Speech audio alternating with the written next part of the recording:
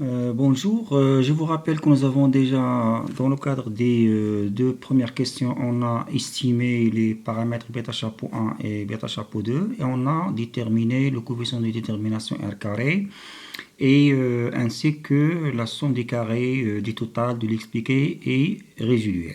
Maintenant, la troisième question, on vous demande de déterminer la matrice de variance, covariance estimée des coefficients. Vous savez très bien, c'est des données centrées comme quoi la matrice variance-covariance est donnée par la forme suivante, c'est-à-dire sigma de mu multiplié par x transpose x moins 1.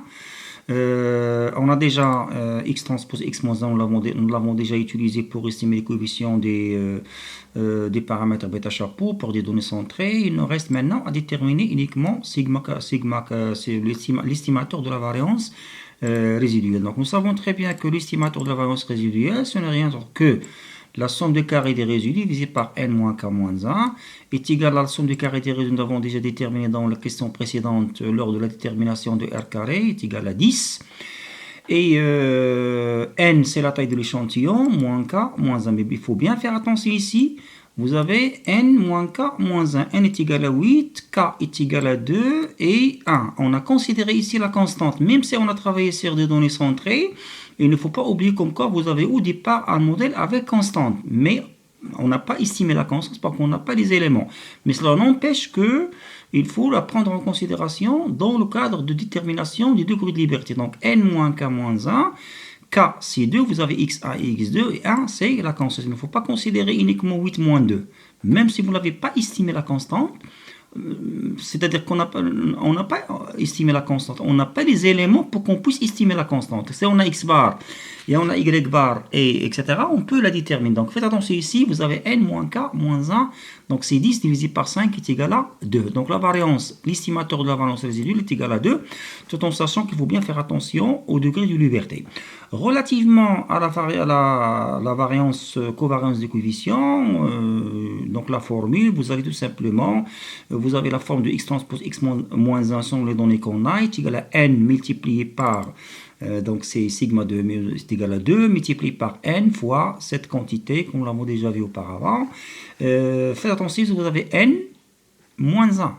Donc je peux mettre n sigma de mu divisé par n. C'est ce que je vais essayer de faire dans le prochain. Comme vous le voyez ici, vous avez sigma 2 divisé par n. Pourquoi? Parce que vous avez ici n à la puissance moins 1.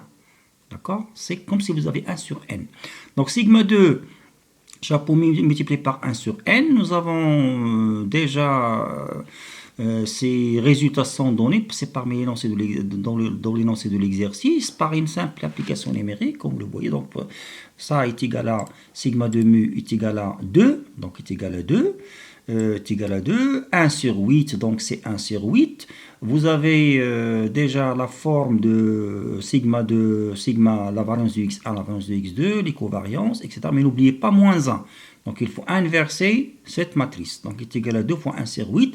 4, 0, 0, 1 est égal à 1, 0, 0, 0,25. Donc ce qui m'intéresse ici, comme vous le voyez, c'est la première diagonale, c'est la variance de bêta chapeau 1 et la variance de bêta chapeau 2. Pour la bêta chapeau 1 est égal à 1 et pour bêta chapeau 2 est égal à 0,25. Je peux les déduire je peux les utiliser pour afin de déduire les écarts types de chaque coefficient. Donc l'écart type de bêta chapeau 1 est égal à 1 et l'écart type de bêta chapeau 2 est égal à 0,5 pour que je puisse les utiliser afin de traiter la question 4 qui vous demande de tester l'égalité à 0 de chaque coefficient. C'est la raison pour laquelle je vais tester les deux hypothèses alternatives suivantes. Vous savez très bien que cette quantité, il suit une loi de student à n-k-1. Toujours faites attention, n-k-1. Donc il faut toujours considérer la constante, même si vous ne l'avez pas estimée, c'est-à-dire déterminer sa valeur, il faut la prendre en considération. Pourquoi? Parce qu'au départ, donc je vous rappelle, je travaille sur un modèle, voilà. Pourquoi je considère la constante? Parce que je cherche à estimer ce modèle. Et à l'aide c'est-à-dire des coefficients, c'est-à-dire des données que j'ai, je ne peux déterminer uniquement que bêta 1 et bêta 2. Si j'ai x bar 1 x bar 1 et x bar 2 et y bar, je peux déduire bêta ou bien la constante. Donc voilà, une fois que vous avez, c'est-à-dire formuler les hypothèses. Je vais utiliser, pardon, ici vous avez, c'est pas 0,05, c'est 0,01. Ici vous avez 0,0, pardon, vous avez 0,01 avec un niveau de confiance, pardon, parce que vous avez alpha est égal à 1%. La même chose ici, c'est 0,01. 0,01. Voilà, 0,01. Donc voilà, lu sur la table de student. Faites attention, ici on travaille sur un niveau de un risque est égal à 0,01 et non pas 0,05. Donc lu est égal à, si on prend la table de student avec 1% et un degré de liberté est égal à est égal à 5. Donc vous avez 5 et 0,01, 1%, c'est 4,0, c'est 4,031. Donc 4,031. Donc voilà, ça c'est la valeur de T lu à comparer avec T calculé. Donc voilà pour la valeur lue sur la table du student. Une fois que vous avez, voilà, donc T calculé pour bêta 1 est égal à 4, 4 divisé par 1. Pour bêta 2 est égal à 2,05, est égal à 4. On va rejeter, comme vous le voyez ici, on va dans les deux cas, on va rejeter H1 et on va accepter H0. Pourquoi? Parce que T calculé est inférieur à T lu. Parce que T lu avec 1% est égal à 4,032. 4,032 pour chaque coefficient. Donc je vais accepter H0. Ça veut dire quoi? Ça veut dire que X1 pardon, X2 ne contribue pas dans l'explication de Y. Je vous rappelle que la question posée pour cet exercice, on vous demande de tester l'égalité à 0 de chaque coefficient au seuil de 5%, ou c'est pardon de 1%. Et les réponses qu'on a données, on a donné comme quoi que on a accepté à 0 pour chaque coefficient. Ça veut dire que bêta 1 et bêta 2 ne sont pas significatifs.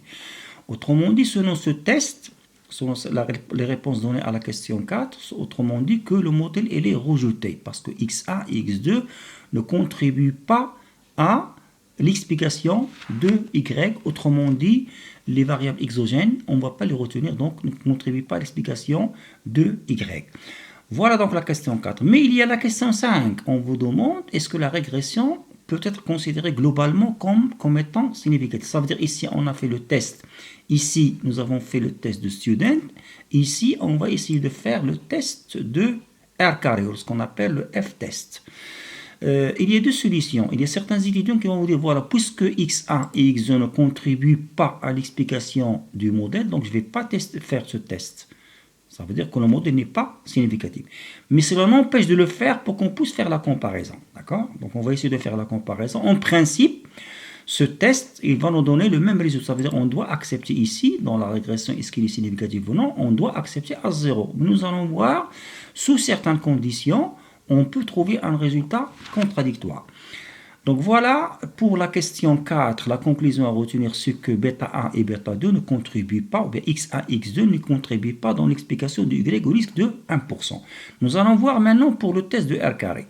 Le test de R carré, donc je vais, comme vous le savez très bien, le test de R carré, soit je vais le formuler comme étant A0, bêta 1 est égal à bêta 2 est égal à 0, H1 au moins un coefficient est différent de 0. Relativement au test de student, j'ai déjà donné des éléments de réponse, c'est-à-dire j'ai déjà accepté à 0, ça veut dire bêta A est égal à bêta 2 est égal à 0. C'est les résultats qu'on a trouvés dans la question 4. Mais la forme de ce test elle est différente. Nous allons voir que le premier test, il utilise la statistique de student, alors que le deuxième test, il utilise la statistique de Fisher, comme nous l'avons déjà vu auparavant.